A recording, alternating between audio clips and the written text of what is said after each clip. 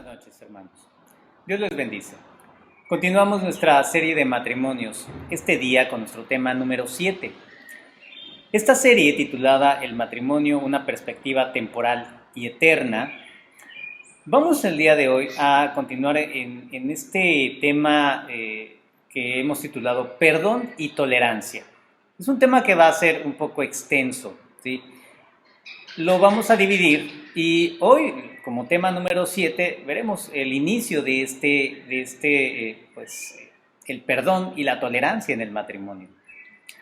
Iniciemos con esta reflexión que hace el teólogo alemán Dietrich Bonhoeffer.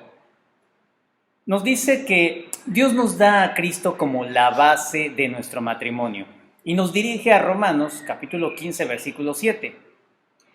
Por lo tanto, acéptense unos a otros, tal como Cristo los aceptó a ustedes, para que Dios reciba la gloria.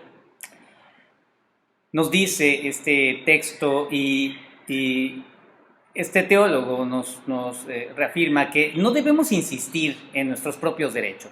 Él nos aconseja y conforme a la Escritura nos dice, no insistan en sus propios derechos, no se culpen, no se juzguen, no se condenen mutuamente, no señalen sus defectos, sino acéptense tal como son. Y no solo eso, sino que perdónense cada día de todo corazón. El perdón y la tolerancia en el matrimonio. Vamos al pasaje de Colosenses capítulo 3, versículo 12 al 19, que será el pasaje que nos va a ir guiando en este tema. Vamos a leerlo en la Nueva Traducción Viviente. Dado que Dios los eligió para que sean su pueblo santo y amado por Él, ustedes tienen que vestirse de tierna compasión, bondad, humildad, gentileza y paciencia. Sean comprensivos con las faltas de los demás y perdonen a todo el que los ofenda. Recuerden que el Señor los perdonó a ustedes, así que ustedes deben perdonar a otros. Sobre todo vístanse de amor, lo cual nos une a todos en perfecta armonía, y que la paz que viene de Cristo gobierne en sus corazones, pues como miembros de un mismo cuerpo, ustedes son llamados a vivir en paz y sean siempre agradecidos. Que el mensaje de Cristo, con toda su riqueza, llene sus vidas. Enséñense y aconséjense unos a otros con toda la sabiduría que Él da. Canten salmos e himnos y canciones espirituales a Dios con un corazón agradecido. Y todo lo que hagan o digan, háganlo como representantes del Señor Jesús y den gracias a Dios Padre por medio de Él. Esposas, sujétese cada una a su esposo como corresponde a quienes pertenecen al Señor. Maridos, ame cada uno a su esposa y nunca la trate con aspereza. Muy bien, tenemos aquí pues este tema, perdón y la tolerancia, y es aquí donde nosotros tenemos que dirigir esta gracia que la hemos visto, esa gracia vertical, ahora la tenemos que dirigir al plano horizontal. Recuerda que en temas pasados hemos tratado acerca de este punto, que el matrimonio se basa en la gracia, ¿sí?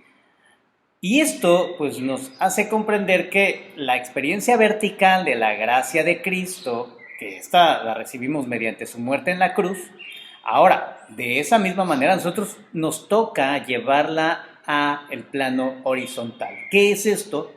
Yo la tengo que dirigir hacia mi esposa la tiene que dirigir hacia mí, ¿sí? En Colosenses 2:14, Pablo nos dice cómo es que Dios hizo posible el perdón de nuestros pecados. Vamos a leerlo en la Nueva Traducción Viviente nuevamente. Él anuló el acta con los cargos que había contra nosotros y la eliminó clavándola en la cruz.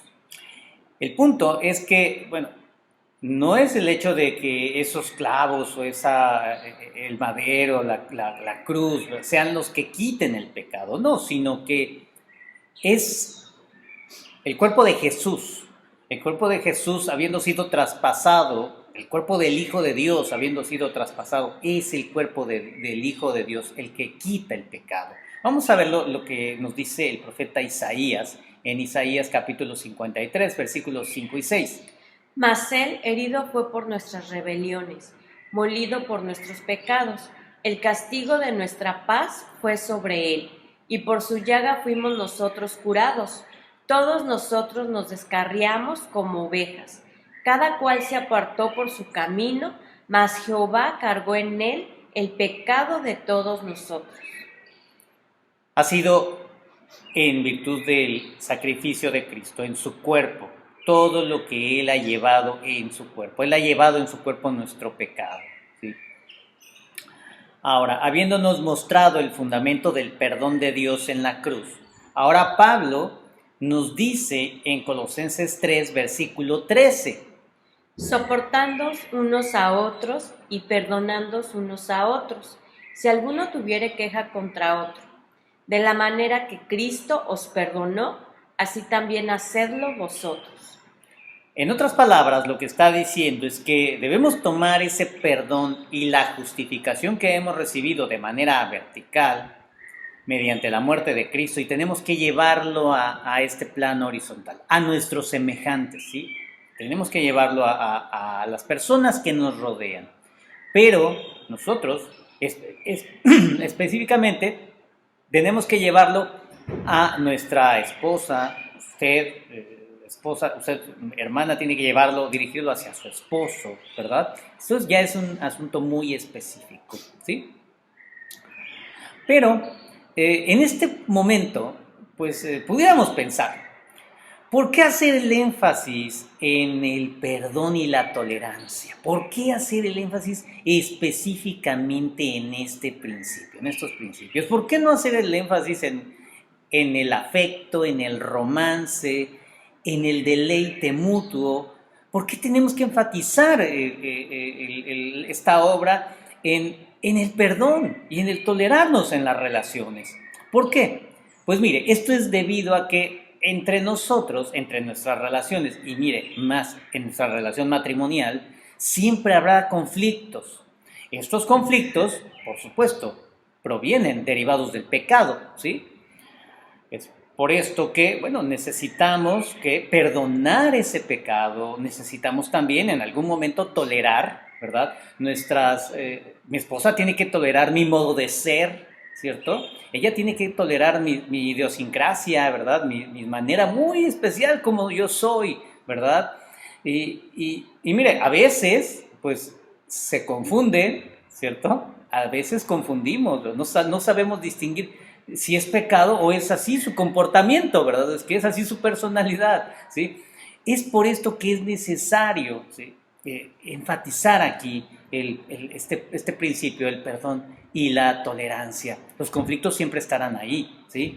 Es más, este trabajo intenso, duro, que tiene que ver con el perdonar y el tolerarnos, ¿verdad? Es un trabajo muy fuerte, muy intenso, ¿verdad? El perdonar y tolerar, pues esto es, fíjese, ese trabajo hace posible que florezca en nosotros esos afectos que a veces parecen que ya se han extinguido, ¿sí? Hay algunos afectos en nosotros que, mire, mediante el que estemos trabajando el perdón y la tolerancia, vuelven a aflorar ese afecto que tal vez ya no parecía estar ahí, ¿sí? También otro motivo es que, pues mire, Dios recibe la gloria cuando dos personas que somos totalmente diferentes, que provenimos de contextos muy diferentes, que somos personas imperfectas, estamos forjando una vida de fidelidad en medio de un horno de aflicción, ¿sí? Estamos metidos los dos juntos en ese horno de aflicción, pero lo estamos haciendo confiando en Cristo. Y cuando nosotros trabajamos de esta manera, Dios recibe la gloria. Hablando de estos conflictos, hablando de estas dificultades, pues mire, es también necesario que consideremos, mire, aquí, en el perdón y la tolerancia, tenemos que considerar que hay pecados entre los cónyuges que a veces le llevarán, o tal vez hoy le están llevando al límite de la tolerancia, le están llevando al límite del perdón, ¿sí? Donde inclusive pues lo que está generando esas actitudes es más pecado entre ustedes, ¿sí? A veces esto les llevará a tal extremo que se hará necesaria incluso una separación que sea ya como una manera de liberarlos de esa condición de seguir pecando, ¿sí? ¿A qué me refiero? ¿A qué situaciones? Estoy hablando de situaciones cuando hay pecado de violencia, ¿sí? Cuando hay adulterio, cuando hay maltrato a los menores de edad, cuando hay alcoholismo, cuando hay drogas, cuando hay adicción al juego, ¿sí? Cuando hay robo o cuando hay esta actitud de mentirse ya tan constante, tan cotidianamente, que esto está arruinando totalmente la familia. Estos temas los vamos a tratar, si Dios permite, más adelante, ¿sí? Pero aquí lo que necesitamos considerar, el objetivo de estos principios del perdón y la tolerancia, es describir un patrón bíblico de paciencia y de perdón que pueda ayudarnos a evitar a que lleguemos a estos puntos, pueda ayudarnos a evitar que lleguemos a la separación, ¿sí? O incluso estos principios puedan ayudar a algunos que ya están al borde del desastre, ¿sí? Algunos matrimonios que prácticamente están ya separados, apartados, ¿sí? Dios nos permita que a través de estos principios podamos restaurar, ¿verdad? Se pueda restaurar nuestro matrimonio, ¿sí? Si ya estamos en una condición así. También es importante que los solteros, ¿sí? También tomen en cuenta estos principios para que cuando ellos lleguen a casarse, ¿sí? Pues puedan construir sus matrimonios sobre la roca que es esta gracia de Dios. Mire, vamos a entrar a este punto. Cuando Pablo llega a Colosenses 3, versículo 12, él ya ha puesto previamente un fundamento sólido en la persona y en la obra de Cristo en la cruz. Ese es el fundamento para el matrimonio, y de hecho es el fundamento para toda la vida. Lo que hace Pablo cuando llega a Colosenses 3:12 es exhortarnos con palabras que provienen de estas vibrantes realidades, ¿sí? Que es el creer en la persona de Cristo, que es el creer en su obra salvadora, ¿sí? ¿Y qué es este creer? Es aplicar nuestra confianza plena, como si nos abrazáramos a Cristo en su persona y a su obra, como si no hubiera algo más apreciado para nosotros que Él y su obra. Pablo nos está exhortando a atesorar este fundamento para que sepamos, fíjense, lo atesoramos cuando entendemos que Él, Cristo y su obra de redención está, fíjense, cada momento cercana a nosotros, siempre está ahí con nosotros, siempre podemos contar con Él, ¿sí?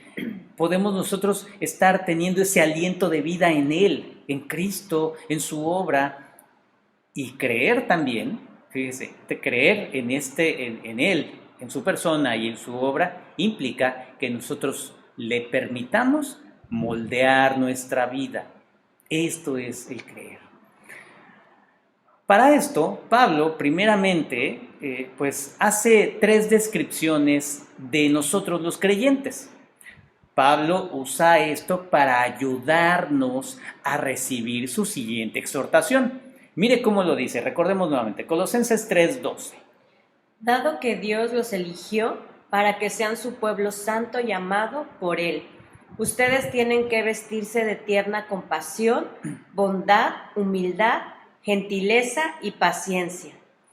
En esta versión, y en cada una de las versiones, reconocemos estas tres descripciones que hace. Dice que Dios los eligió para que seamos su pueblo santo y amado.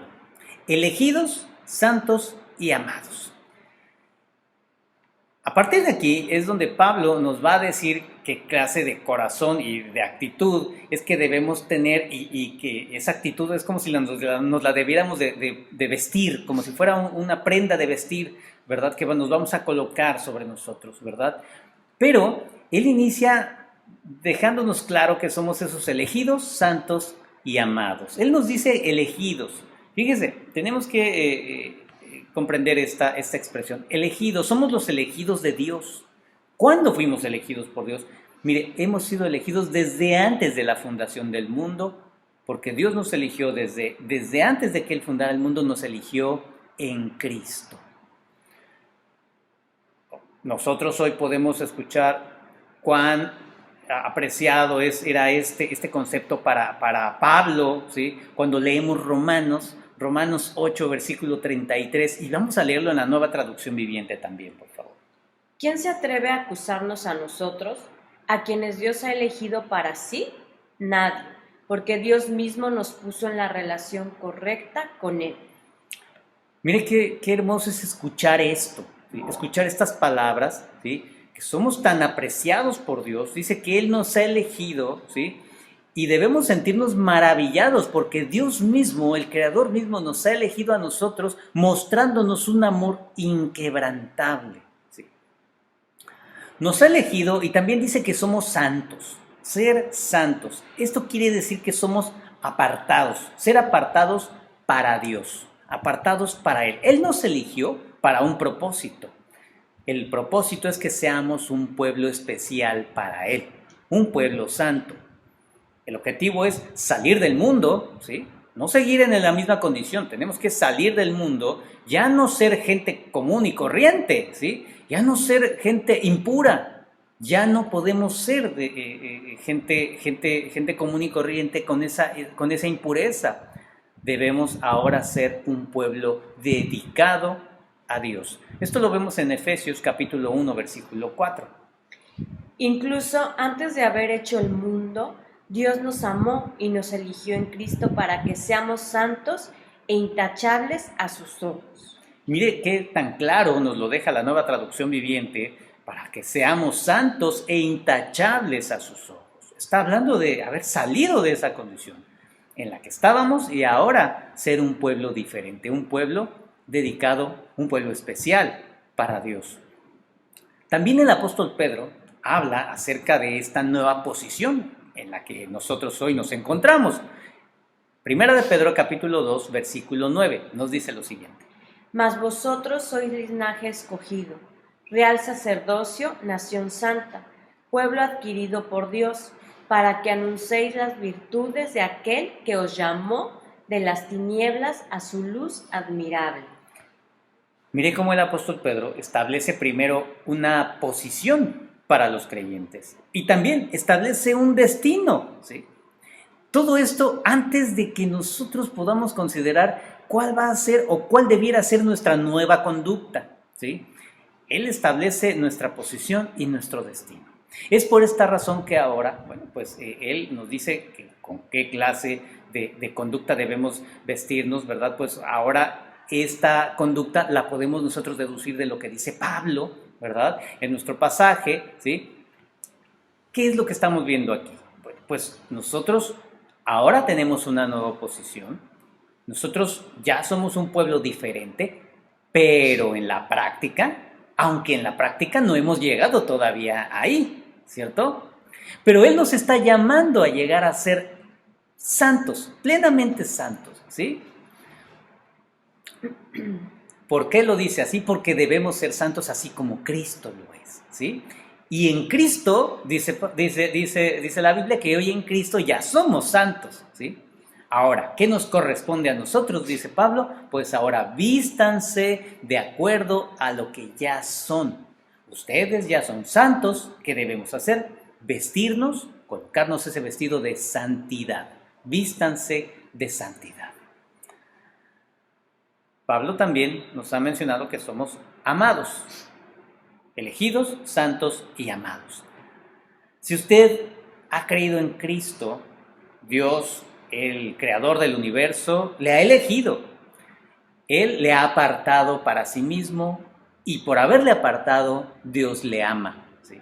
Dios le ama, Dios está a su favor, Él nada de lo que hace y nada de lo que hoy está aconteciendo en su vida está en su contra, porque Dios le ama.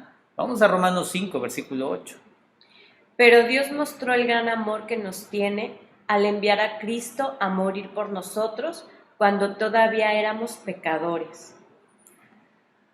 Ese matrimonio en el cual hoy estamos, ¿sí? Es un diseño de Dios. Esas condiciones en las cuales hoy estamos, sí, son quizás estamos pues experimentando los efectos nocivos del pecado, ¿sí? El conflicto derivado del pecado, el conflicto derivado de nuestro modo de ser, de nuestra idiosincrasia. Estamos experimentando todas estas condiciones, pero recuerde que aún en medio de eso, Dios le ama. Aún en medio de que hoy usted siente que está viviendo en ese horno de aflicción, ahí Dios le está amando y está a su favor. Él está trabajando a su favor. ¿Y cómo podemos nosotros hacernos entender esto, ¿verdad? Que quizás para muchos debe ser muy doloroso, muy irritante, ¿sí? Pues mire, tenemos que considerar lo que Pablo nos acaba de decir. Como esposos y esposas tenemos que tomar estos fundamentos, ¿sí? Lo que Dios dice que hoy ya somos en Cristo, para poder empezar a tenernos paciencia y perdonarnos. Tenernos paciencia y perdonarnos. ¿Cómo lo vamos a hacer? Necesitamos profundizar en estas escrituras, ¿sí? Porque es necesario que nosotros comprendamos la maravilla que es el haber sido elegido por Dios, haber sido apartado para Él y haber sido amados por Él mismo, ¿sí? Si usted, varón, mujer, esposo y esposa, basan su vida en estos principios, comienzan por poner este fundamento, su gozo empezará a aflorar, empezará a fluir. Si ustedes basan su esperanza en eso, en que son elegidos por Dios, están apartados y son amados por Dios, su oración, créame que empezará a cambiar. Su oración, su ruego al Señor empezará a hacer y a buscar que esos principios marquen el pulso de su vida diaria en su matrimonio. Sobre este fundamento, que es nuestra nueva identidad, un fundamento tan profundo, que debemos de apreciarlo, comprenderlo. Es un fundamento muy profundo, esta nueva identidad que hoy tenemos, ¿sí? Ser santos, ser elegidos por Dios, ser amados por Dios. Y hoy se nos dice ya cómo debemos vestirnos, ¿verdad? Se nos está diciendo que debemos de tener hoy una nueva conducta, una nueva actitud que concuerde con lo que hoy somos, que es más, que fluya de esta nueva identidad, ¿sí? Esta actitud debe de fluir de esa nueva identidad, porque hoy somos elegidos, apartados y amados por Dios a través de Cristo, pues de ahí va a fluir esta nueva actitud, esta nueva conducta, esta nueva manera de vivir, ¿sí? Mire, vamos a leerlo nuevamente, ahora todo completo, Colosenses 3, versículos 12 y 13, en la versión Reina Valera. Vestíos pues como escogidos de Dios, santos y amados, de entrañable misericordia, de benignidad, de humildad, de mansedumbre, de paciencia, soportándoos unos a otros y perdonándoos unos a otros. Si alguno tuviere queja contra otro, de la manera que Cristo os perdonó, así también hacedlo vosotros. En este momento, pues estamos viendo ya cómo, si somos escogidos por Dios, santos y amados, tenemos que mostrar una actitud diferente, ¿verdad? Y mire, la Nueva Traducción Viviente dice que nos tenemos que vestir, fíjese, dice de entrañable misericordia y benignidad, dice la Reina Valera. Pues la Nueva Traducción Viviente nos ayuda un poco y nos describe qué es esto. Vestirnos de tierna compasión y bondad. Tierna compasión y bondad. Vamos a entrar ya en este punto, ¿sí? Le digo, el tema es extenso, ¿sí? Pero hoy vamos a ir introduciéndonos ya en este nuevo vestido, en esta vestidura que hoy debemos ya de portar, debemos de colocarnos, ¿sí? Vestirnos de tierna compasión. Fíjese, esta expresión quiere decir de tener entrañas misericordiosas. Lo más profundo, la condición más interna del hombre, ¿sí? Nuestra condición más interna debe de haber, ahí debe de morar esa misericordia, ¿sí? Y ¿cómo se va a reconocer que en mi interior hay esa misericordia? En mi comportamiento externo, cuando mi actitud es bondadosa, cuando hay benignidad. ¿Qué es esta palabra?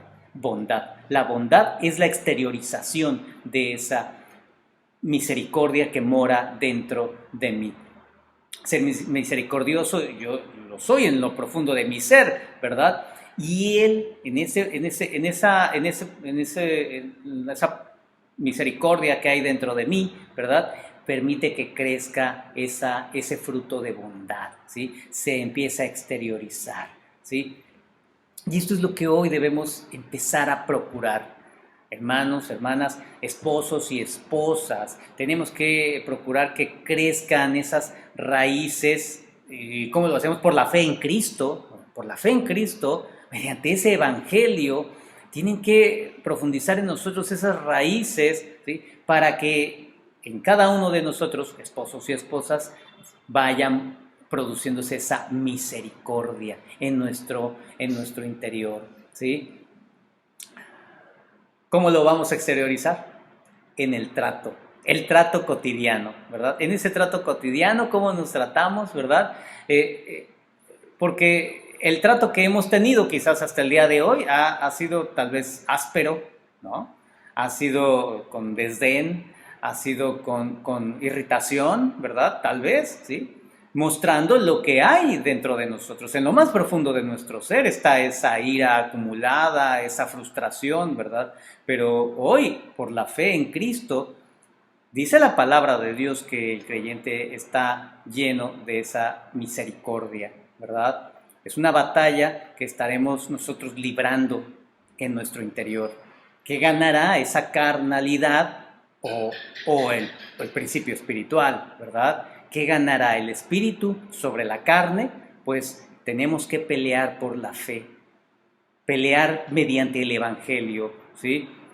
Orar, ¿sí? Estar en esa comunión con el Señor, ¿sí? Esto nos tiene que llevar a quebrantarnos, hermanos, hermanas, esposos, esposas, tiene que llevar a quebrantarnos en medio de esa oración, en medio de ese clamor a Dios, y por supuesto también edificarnos con la palabra, estudiar más y profundizar en la Escritura. Y sabe que esto nos irá dando ese contentamiento, ¿sí? Ese contentamiento con lo que hoy es una realidad. ¿Qué es y cómo estamos viviendo en este momento? ¿Sí?